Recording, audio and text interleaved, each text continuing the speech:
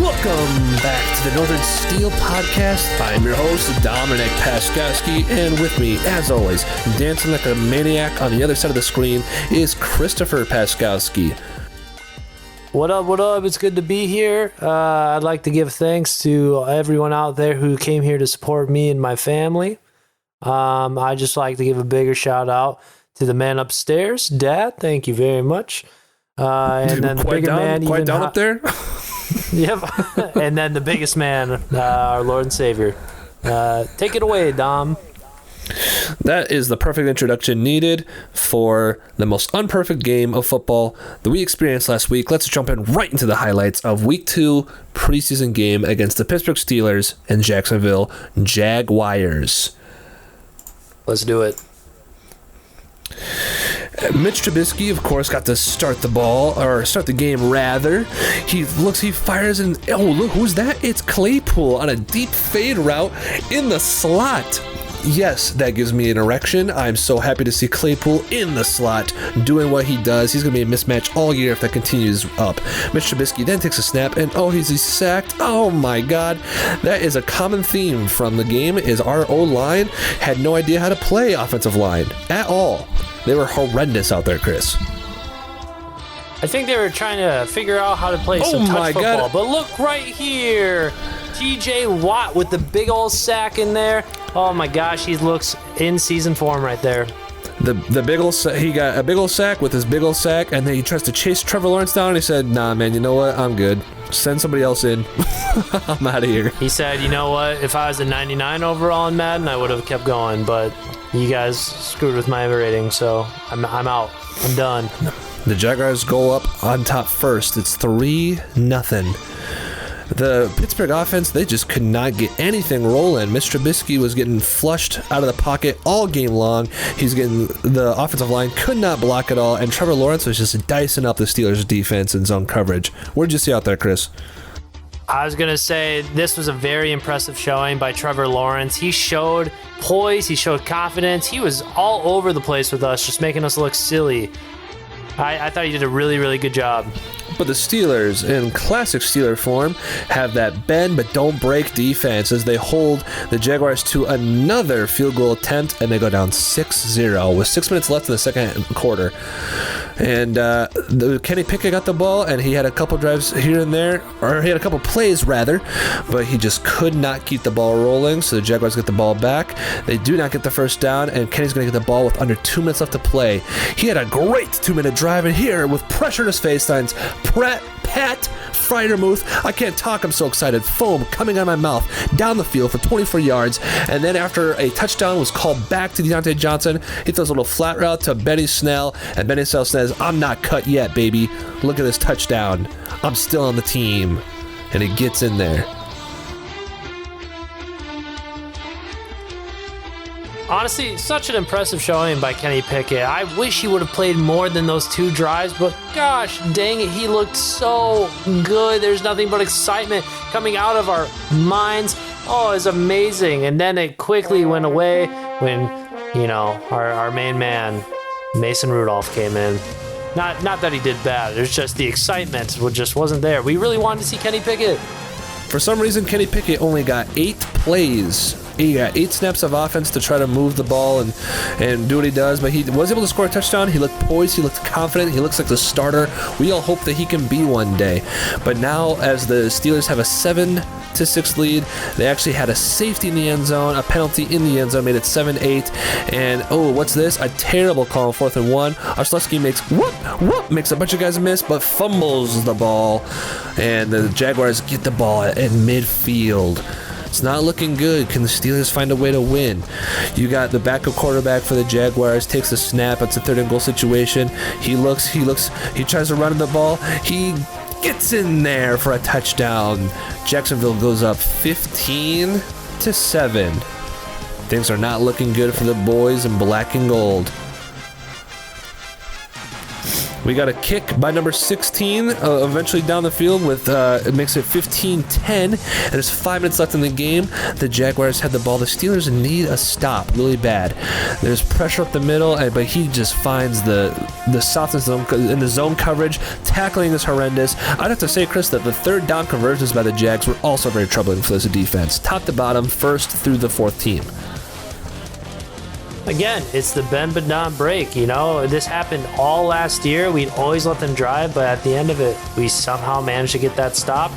And right here, we get that stop with Justin Lane getting that interception. The ball was forced by, I believe it was Mark Robinson being the pass rusher, and then Justin Lane came up right where he threw it, was able to get a good returnage. So if Justin Lane says, I'm also not cut yet, don't forget about me, and with 3 minutes left in the fourth quarter, the Steelers are going to get the ball back to try to pull off a last-second win, just like they did last week. Mason Rudolph, can he be the hero that we all want?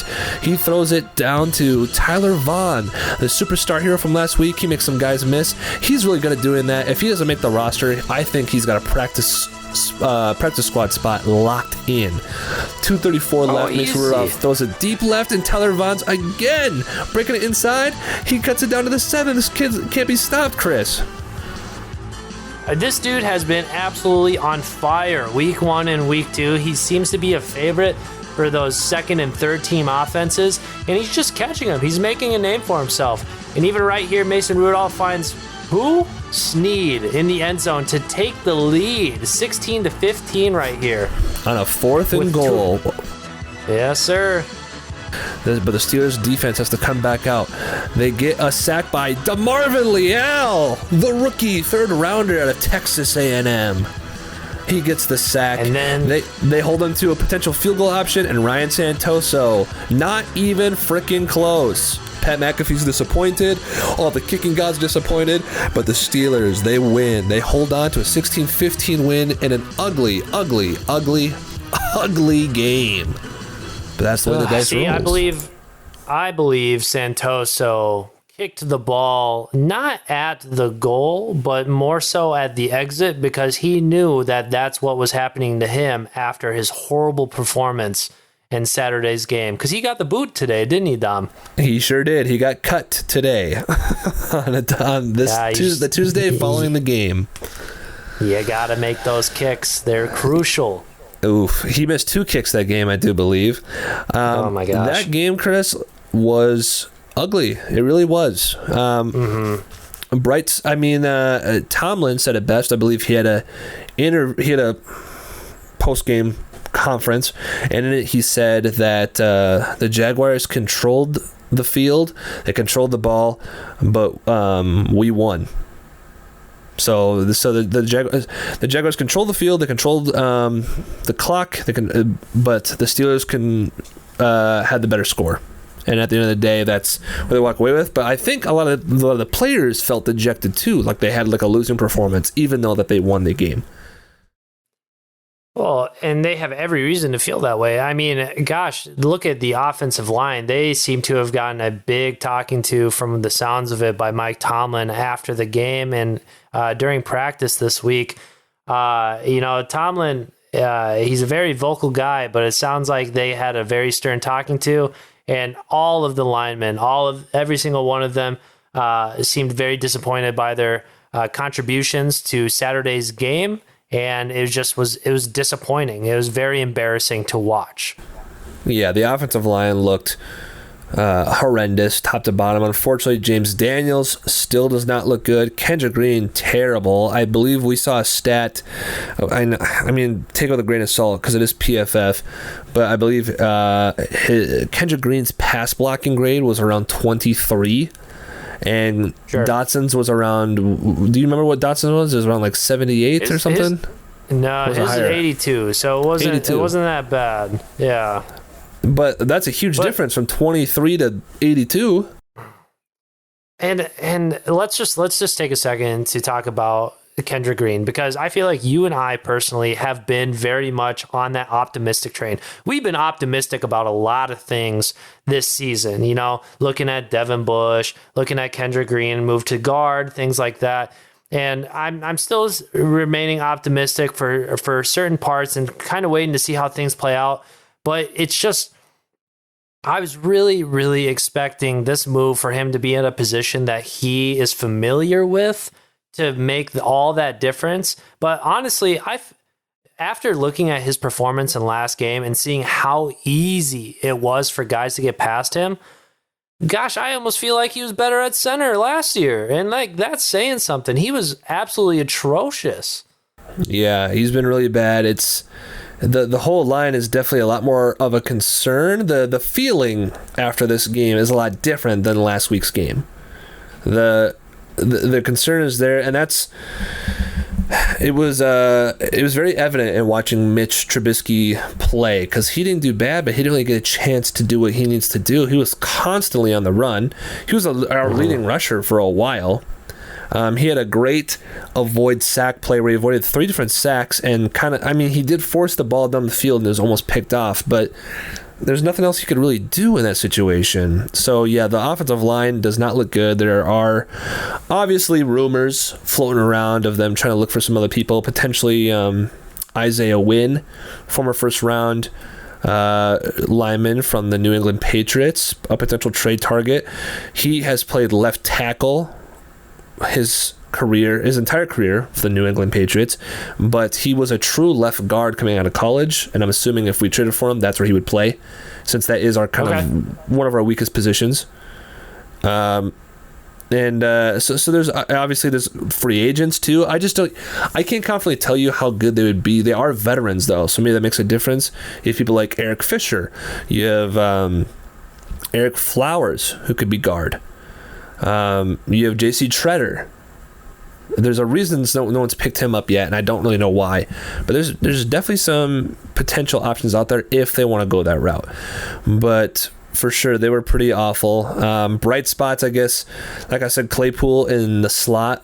The one opportunity he got there, that looked good. Biggest bright spot for sure, Kenny Pickett. Yes, sir. Even though Kenny Pickett only played 8 games, he looked really good coming in. He also had a touchdown drive, 2-minute drill that ended in a touchdown. And on that drive, he just looked calm, cool, collected like he has been. That's been the theme for Kenny Pickett. He threw a slant to Deontay Johnson, sidestepped the pocket, threw a ball to a curl route to Freiermuth, I think. Had some pressure in his face, threw the 24-yard bomb to Freiermuth, then had a great anticipation throw to Deontay Johnson in the end zone on an offsides call that they also called holding on us, which should not be ridiculous. Allowed. Should not be allowed. And then just comes right back and throws a touchdown anyways to Benny Snell. Yeah, I mean, I thought Kenny Pickett looked really, really good, and it's really hard right now for me to not get in over my head, especially seeing all the NFL analysts and all these Good Morning Football shows and everything. Literally, I feel like the story of a lot of the NFL right now, especially surrounding the Steelers, is this quarterback battle, and it's especially saying how it's Trubisky's job to lose. I feel like Kenny Pickett is doing a super good job. I really wish he would get more reps, but everyone that I'm hearing, I think I heard Adam Schefter talk about it. I think I heard, a few other analysts talk about it, but they're saying like, I start Kenny Pickett. And in my mind, I'm like, oh my gosh, this sounds exciting. This is new. He's looking so good. It's our rookie. I always wanted Kenny Pickett. Dom, talk me out of this. Like, should I be this excited for this guy, or like, what's reality right now? I don't know if I can talk you out of it. That's the thing, is that thought also excites me too. It really does. That thought also is really exciting to think about. The thing that I try to like play devil's advocate with is because our offensive line is so bad, and that scares me a little bit. I think the fans are really going to be pushing for Kenny to play, but the first 3 games we play in the year with Cincinnati, New England, and there's another one. I don't remember the other one off the top of my head right now. Do you know right now? I can look it up super quick. I'm going to do it too, so I have it in front of my face. Bengals, Patriots, Browns. Now, those are some solid pass rushing teams. That's with the way our offensive line playing is kind of scary to just send him out there and just say, like, you know, good luck to. Now, he's poised to do it. We've seen how poised he is. But the argument could be you don't want to ruin his confidence, maybe. You don't want to get him hurt, maybe. I almost feel like I am a big fan of I do want to see Kenny play. I really do. It's nothing against Mitch. I think it's just the excitement of having a first-round quarterback and for him to do as well as he's been doing in training camp and preseason. However, I still feel like the best route, guys, is for Mitch to start at least. Get him to play the Bengals, get him to play the Patriots, get him to play the Browns, you know, get him to play the Jets, too. I know the Jets are kind of a weaker team. I think he could play the first 6, and then you could decide from there. The Bengals, Patriots, Browns, Jets, Bills, and then after that, if the record is honestly even 7, because I think we have a bye week somewhere in there, right? So even before you do 7, because you have the Buccaneers, and then you could do 8 is Dolphins. You could start Kenny Pickett week 8. I know it seems really late, but just hear me out, because you have week 8 to start. I know it's under the lights. That's kind of where he shines. Eagles next. Now they have a more improved defensive line, so it's still kind of scary. But then you get a bye week, so you get 2 games in there, and then a bye week, and then you get to go at it again. For maybe that's I'm saying that's waiting too long. I don't know. You could definitely start on week 5 against or week 4 against the Jets and go from there if you wanted to as early as that. But yeah, it's tough for me to say. I don't know what the answer is. I really don't. Yeah, and I mean, looking at it too, I feel like it's very much a win-win situation. If again, being as optimistic as possible, because Trubisky came on and he signed a very team-friendly deal. Now this deal also came on with a ton of incentives, right? The incentives are winning incentives. You know, it's making the playoffs. It's getting us a winning record. It's things like that. So if Trubisky wants to earn his contract in full, obviously that's a good thing for us, because that means he's doing his job, and it means that we're going pretty far with the season, right? So, and I think Trubisky has the tangibles and the talent to do it. I don't think he's a bad quarterback by any means, and his mobility is really nice. However, like you were saying, if it doesn't work out, right, obviously all that extra money is not going towards Trubisky. We have a young guy who has, coming out of University of Pittsburgh, a 4-year starter. He has all that experience there and everything. He is coming off of these great preseason games, looking really solid. And I agree with you. Get him in there at a game that isn't as high, as intense like the Jets, if you want to go that early with it. Because, gosh, going against teams like the Bengals week 1 after what happened last season, golly, that's dude, tough.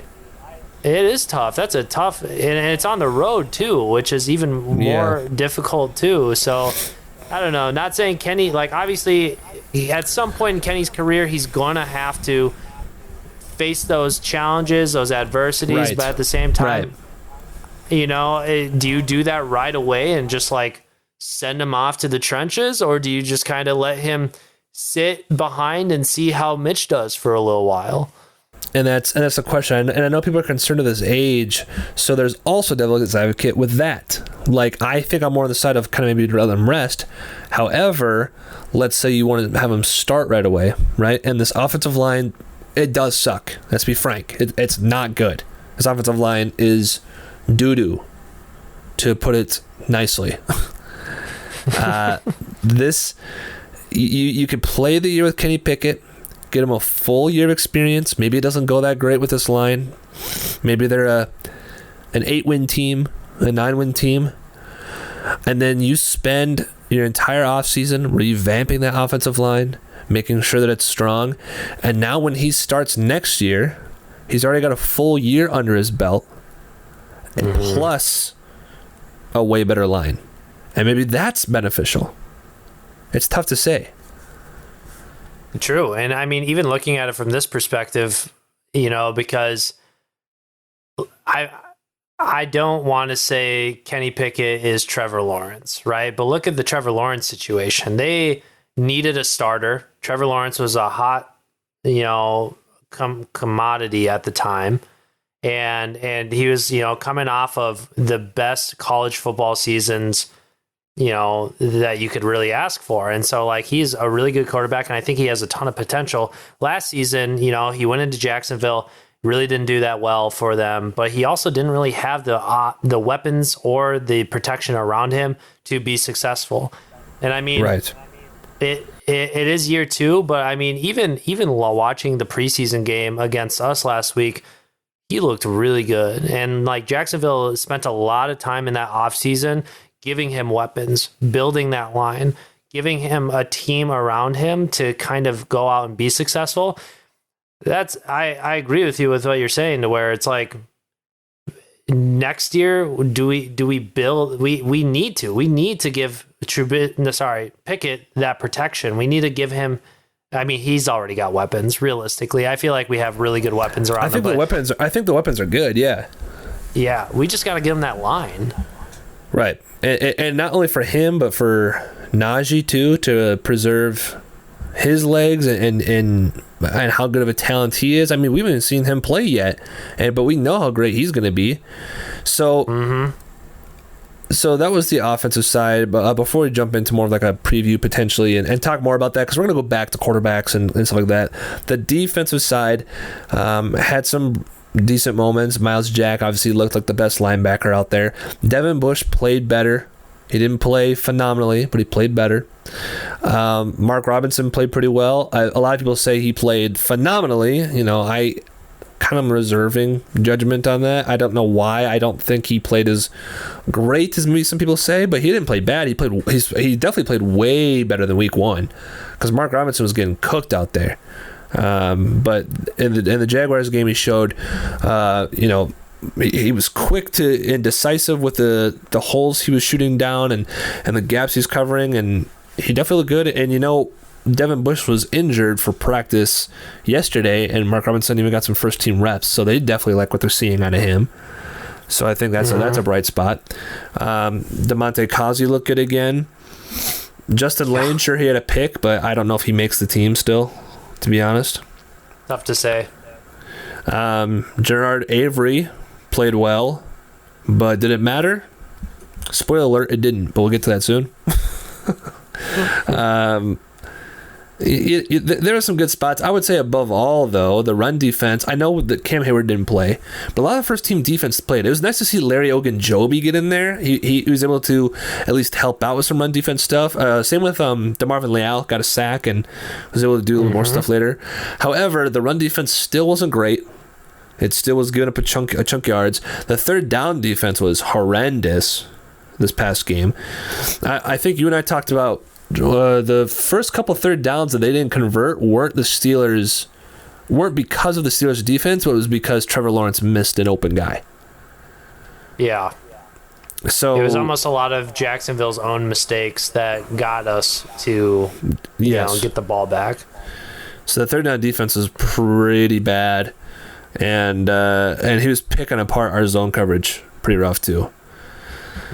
So things to kind of look forward to for next time, I think. And speaking of next time, so let's jump ahead to the week. The Steelers had to make their cuts today and cut down to 80 players. They cut down the backup kicker. I'm sorry, dude. I do not remember your name. Maybe Chris can look it up for me and remind me what his name is. He's on. Right he's away, racing. Sir.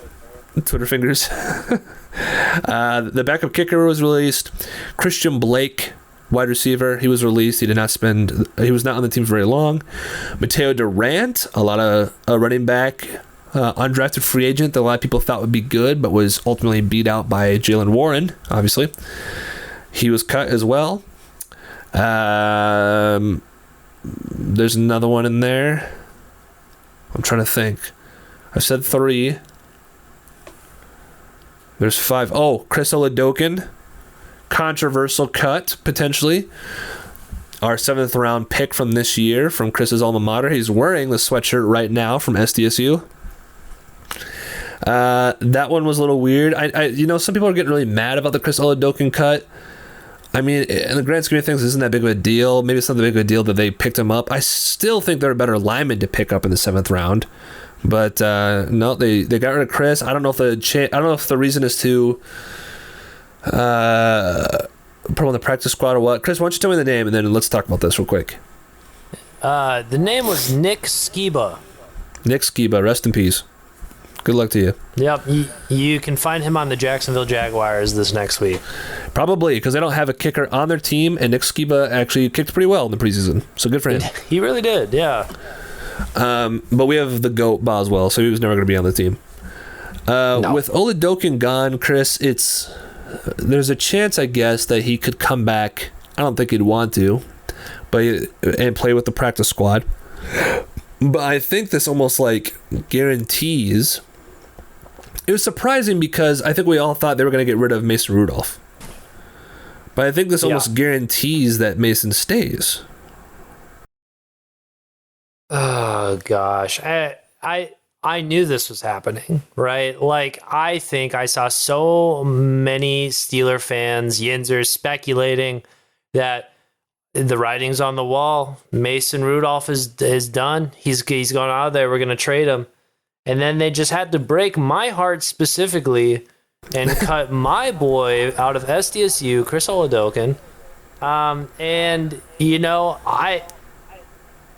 The thing is, Mason, it hasn't been doing bad in the preseason, but like this is the time to trade him because he's probably adding some value for him, and we could quite honestly use the draft capital and everything. But now that we don't have Oladokun, we need that third quarterback slot because you never know what's going to happen in a season. So I'm very conflicted. Right. It is weird too that our third quarterback on our roster, because I'm assuming Mason's gonna be third string unless they pull a fast one and trade Trubisky to start Kenny Pickett, and unless they do some crazy quarterback carousel. But I'm assuming Rudolph's going to be the third quarterback on the team. I believe he's paid. He's probably the highest paid third string quarterback in the NFL, and he won't be active for a lot of games either. So it is very just like an interesting. I don't know. It's a very weird, interesting thing. We're going to see how this plays out. There's so many more cuts to make. There's more NFL moves to make. I don't know. But the more surprising cut, in my opinion, was the Steelers cut Jannard Avery. What? Boo. Jannard Avery? The third string outside linebacker? The dude who played well last week against Jacksonville Jaguars? Tell him. And you're going to cut him. And now our backups are Derek Tuska, Delonte Scott, and Hamilcar. I mean, come on, bro. I couldn't believe it. Well, I feel like you might as well throw me in that mix with the talent that our second and third stringers are. You have two studs with TJ Watt and Alex Highsmith, and then you drop all the way to Tuska and now Hamilcar. Like, come on. We need the backups. I mean, TJ Watt had a great year last year, and he still missed like 4 games with a groin injury, and now we're going to have Tuska come in for TJ Watt? Are you out of your mind? We need that rotation. That's the thing that we've always talked about is like, how awesome would it be to have such a depth at a position to where this is what we talked about when we had Melvin Ingram, right? Because we were always like, oh yeah, this is going to be awesome. Like when TJ or Highsmith really need that break, and they're like, the guards are like, oh, thank God, like they're going out. Then you bring in a guy like Melvin Ingram, and it's like, gosh, you just don't get a break. It's that constant pressure, it's that fear. I'm not saying Jannard Avery gave that, but like we need that depth at that position, especially that one. Knowing like we just need it. I thought he was the best option that we had on the team, at least for a third string outside linebacker. I don't know why. There has to be a reason if like he's injured or what, but that doesn't make any sense to me at all. No, I thought he did very well. he played well. He had good bend. He had good speed. He had good power. Let's just, I was so flabbergasted by that. I'm trying to go to a website right now about free agents. We haven't visited this website in a while to look at some available guys. I think you mentioned this to me earlier on the phone, but a lot of old people, names you'll recognize, but they're old AF. So who knows? The Steelers will even sign, go for them. You got D Ford, AJ Klein, KJ Wright, Pernell McPhee, Jamie Collins, all these guys. The youngest name on that list I just read was 31. Hello, Sutton Smith. Bring him back, our boy Sutton. Bring him back, man. Yeah, why not? Bring him back, Sutton Smith. But as far as like Sutton Smith, 26. He's my age. I'm feeling pretty good myself, so he must be feeling even better. Yeah, it's probably true. I think I know this name too. Jeremiah Adichie, maybe from Chicago. Regardless, there's names there, but they're old. But maybe that's what you need, because Melvin Ingram was kind of selfish. He really wanted to have a starting job. He wasn't going to get that job. Maybe these older guys are what you need, because or they know too, that they can't start the whole time. They're just there to relieve or to be a backup. So I don't know what their plan is. I hope they do that. But that was asinine, truly, to get rid of Jannard Avery. I couldn't believe it. And next Tuesday, we got a lot more cuts coming. We do. Nobody's safe. That's all I'm saying. Nobody's safe. All right. Next thing you know, TJ's going to be cut. No, I'm just joking. That'll never happen. But, gosh, can you imagine? Like, who's next? It's probably going to be like Tyler Vaughn or something like that. We do need to cut a wide receiver. Probably a couple of them. But, like... It's probably going to be Snead and Boykin, to be honest. Yeah, you don't think Boykin's making the cut, huh? Not the way Vaughn's been playing. I think Justin Lane doesn't make it. There's also like, oh, true, Stevenson. I forgot about him. There's also like 10 linemen that could be cut, including the starters. So no one's safe there. Yeah, no one's safe there. There's a lot of people that could still go, but I feel like there'll still be surprises. I think Benny Snell could probably be cut as well. But they do like him. They like his special teams. They like his energy. So you never know. The surprise cut could be like McFarland, or it could be Jalen Warren, the fan favorite. You never know what the Steelers are going to do. Obviously, you never know. They cut Jannard Avery, so you never know what they're going to do. And they could very well keep 4 running backs, because didn't they do that when they had McFarland and Snell and Trey Edmonds? I suppose. I think Trey was practice squad, but yeah, you're right. Was he? They could do that. Okay. Yeah, and then they'd call him up for like certain situations. I mean, he had a pick last year, right? On like a punt coverage or something. It might not have been last year, but it was something like that. So that kind of brings us into next week's game. Saturday against the Detroit Lions at home in Pittsburgh, because our first game of week 1, of course, is on the road, like it always is.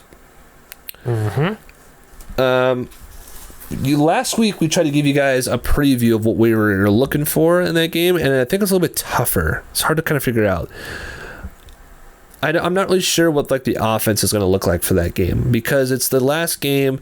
Usually the last game is like a last-ditch chance for the people who are on the roster bubble to play as much as they can to prove to the coaches that they deserve a roster spot.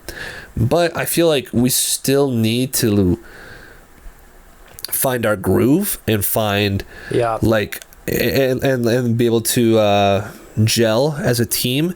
So I still think you start Mitch Trubisky, and I don't know how long he plays, but I still think you start him. Yeah.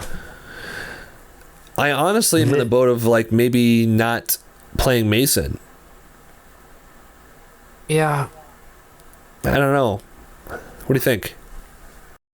I don't disagree with you at all. I don't know if it's necessarily necessary to play Mason at all in that game. And the reason behind that is also the fact where I've seen multiple tweets and reports saying how Tomlin made the statement, how this upcoming game is very big for the quarterback battle, and it could very well decide who they're going to decide to roll with coming to week 1 and who can win this battle. So what I almost anticipate and expect is we're going to see Trubisky start, with that first team and everything. But I feel like we're going to get a fair share of Kenny Pickett in there to see kind of how he manages and runs with that first team offense as well. And I'm kind of excited for it. I'm a little nervous just because I really want Pickett to do super well, and he has done well. But I think there's a lot riding into that game, and I don't think there's really any reason to see what Mason Rudolph can do, just because I feel like we've seen enough. He's done pretty well in the preseason, but he's also gotten his fair share of reps and playing time. I think if you don't play Mason, I think you play Mitch for a half and you play Kenny for a half. If you do play Mason, I think you start Kenny, sit Mitch, and play Mason the second half. Mm-hmm. Why do you say that? Maybe because maybe they still would like to trade him. You could pick up any old quarterback to be a third string quarterback. So maybe they still want to trade him and get more tape on him because he's been playing so well. I don't know. Maybe. Or maybe you have Kenny start and Mitch plays. It's really tough to say. I think it'll be really interesting to see what quarterbacks play and who gets the reps. Now, as far as like the team around them, I'm not really too concerned with any of the starters playing. I don't really care if they play or not. I actually don't even care if George Pickens plays, to be honest. I think if he doesn't play, that's fine. I would love Calvin Austin to play if he's healthy enough to do so. Yes. Yes. I wouldn't mind Najee running the ball for a series just something. Yeah, just to get warmed up. I think the offensive line may need to play the whole goddamn game because that's how bad they are. Yeah, play the game and then play it again after. Oh gosh, the thing that blows my mind about the line, Dom, is the fact where literally week 1 of the preseason, they had some faulty moments, but they looked way better than they did in week 2. Like, what a crumble effect that they had in week 2. I mean, week 1, I think we had 159 rushing yards, and there's actually some time to, I think Trubisky made some amazing escapes in week 1, but like, my God, there's no holes. I think we had 19 yards of rushing against Jacksonville. It was horrible. So where's the disconnect? Yeah, and sure, give it up to Jacksonville for having a solid defensive line. They really do. With Josh Allen and Trayvon Walker and Smoot, I believe is one of the names. Like, they have a really solid defensive front seven. So get up for them, but you can't fold like that. Not the way they did. You can't just fold like if you're gonna verse a tough team like that, you'd like to see it kind of go 50-50. Like you're gonna give up some shots, but you'd like to also hold your own. But they're just getting whooped up and down the field. Non-stop. Seriously. So, yeah, you definitely want to look for offensive line this week. If you're watching the game, I know it's not the prettiest position to watch. You're going to want to watch offensive line. Like we said, Calvin Austin. I think the running backs are important besides Najee, just to see like who gets what reps. I don't know if McFarland got a lot of reps last week. I don't think he did. So, who they're giving the reps to is probably an indication of who they're going to keep on the team. Wide receiver, I wouldn't even worry about it. They're going to be playing Snead and Boykin and Tyler Vaughn and Sims a lot, I imagine, just to see who can break out of that shell. On the defensive side of the ball, I would like to see Devin Bush play again because he needs it. He needs to. But he's not going to, isn't he? Because he has that ankle injury, right? Well, I don't know how bad that is, I guess. He just missed today. I thought it was bad enough to where he wasn't playing, but I guess I didn't actually see that report. Yeah, I'm not sure. So if he doesn't play, he doesn't play. But if he's healthy enough, I'd like to see him play. I would like to see most of first defense play. And you know what? It could be a really exciting game too, just because the Lions are in Hard Knocks. So like any sound bites or anything might be played in Hard Knocks with the whole Steelers side of that, which could be pretty fun and pretty great. But it's definitely like, we'd love to give you a preview on how we think this game's going to go or what should happen. There's a lot of variables. Usually they're not in this position. Usually the Steelers are in a position to just kind of coast out the last preseason game, and the roster bubbles can play their heart out, and you hope for the best for them. But I think there's a lot of figuring out to do still. And there's going to be a lot of figuring out to do within the first 4 weeks of the NFL season, I do think. Yeah. A lot of moves, a lot of things are going to be happening. And here we start the unknown, Dom, the thing we've always talked about. The unknown is finally approaching. It's scary. It's a little sexy. Ooh. But we going to take this ride together, Steeler Nation. That's for sure. Well said, Chris. And you know what? And I think we're going to cut it short there. So thank you for listening to the Northern Steel Podcast. You can follow us on Twitter, Facebook, YouTube, Instagram, and on TikTok. And Be Real. Did you hear about this Be Real app? No, what is that? I don't know if it's like a boomer thing or if it's like a new thing, but you take a picture of yourself every so often, and everyone in your friend group has to take a picture of themselves, and you're supposed to be real. There's no filters. You're not trying to get the best background. If you're taking a dump, you take a picture of yourself in the moment, and you say, like, this is what I'm doing. This is who I am. I'm not trying to be fake. I don't know. Interesting. Anyways. I don't know. I was just like, wow, that sounds not exciting at all. So, anyways, Chris, do you have any last words? No, I'm just excited for Saturday to come and to see what happens and how everything unfolds. So I'm ready, man. Well, instead of being on Be Real, why don't you be ready to watch some Steelers play some football this weekend? Ooh. We'll see you guys next week. Peace out. Peace.